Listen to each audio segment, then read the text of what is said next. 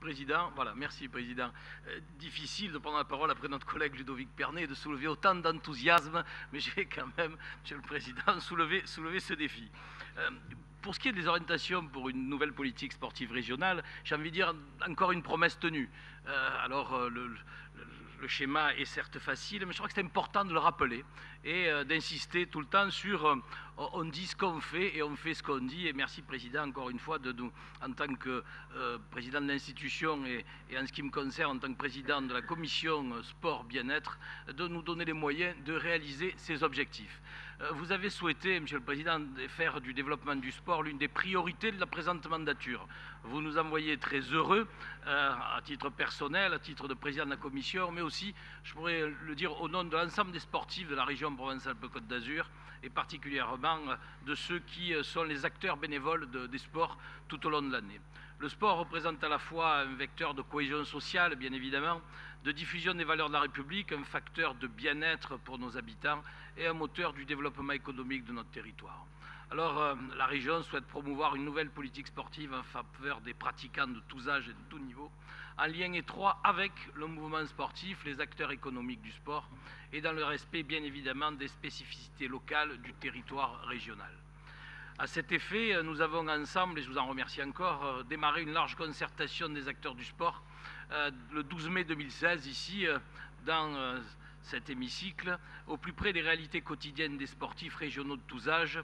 Et j'avais ensuite fait le tour de notre belle région où j'ai pu recueillir les avis du mouvement sportif dans chacun des départements. Et je remercie encore tous les maires qui nous ont accueillis, les bras ouverts et avec enthousiasme. Eh bien, cette concertation a rassemblé les représentants institutionnels, les collectivités territoriales, les dirigeants du sport fédéral et bien sûr les partenaires économiques et sociaux. Et elle a renforcé la volonté des élus régionaux de soutenir le développement de la pratique sportive.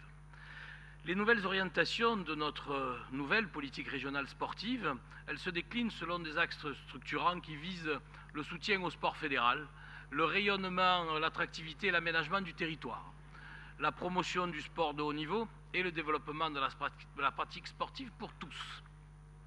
La recherche de la performance pour les sportifs portant les couleurs de la région Provence-Alpes-Côte d'Azur dans les compétitions nationales et internationales est fondée sur le rôle primordial de la structuration fédérale dans la formation sportive des jeunes pratiquants.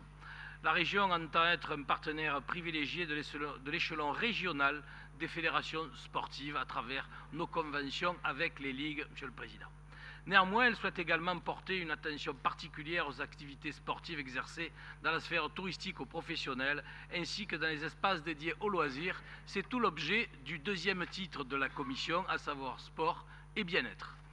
L'attractivité de la région se traduit aussi par l'accueil de manifestations sportives sur l'ensemble du territoire et l'institution régionale souhaite développer l'accueil d'événements sportifs d'envergure ayant des retombées économiques avérées sur ce territoire.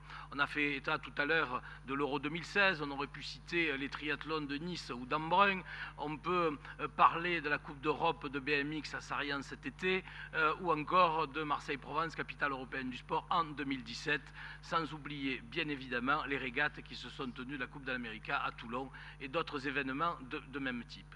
Les atouts de la région en ce domaine doivent être valorisés, notamment par l'aide à la réalisation ou la modernisation d'équipements sportifs, qu'il s'agisse de petites installations de proximité ou d'infrastructures importantes, en cohérence avec la mission régionale exercée en matière d'aménagement du territoire. Et merci encore pour les FRAT, c'est important, les communes s'en servent aussi pour les équipements sportifs de manière pertinente.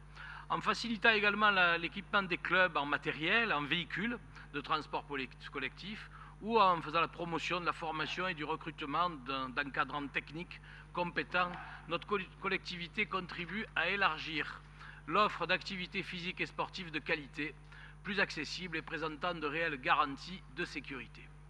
Enfin, Monsieur le Président, nous souhaitons, et mes chers collègues, nous souhaitons promouvoir le sport pour tous les publics, dans un objectif de préservation de la santé, mais également en faveur de l'ensemble de la population éloignée de la pratique sportive, pour des raisons relatives à un handicap, à des facteurs géographiques en zone rurale notamment, ou sociales.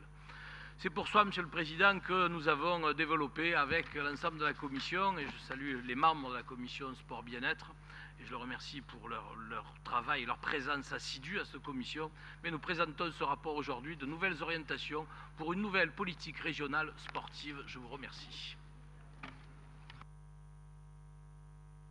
Le président Richard Miron, qui souhaite s'exprimer sur ce rapport. Eh bien, je mets au vote donc ce rapport extrêmement complet et très divers où rien des politiques de soutien, d'accompagnement et d'initiative en faveur du sport dans notre région et au service de l'économie locale aussi ne sont oubliés.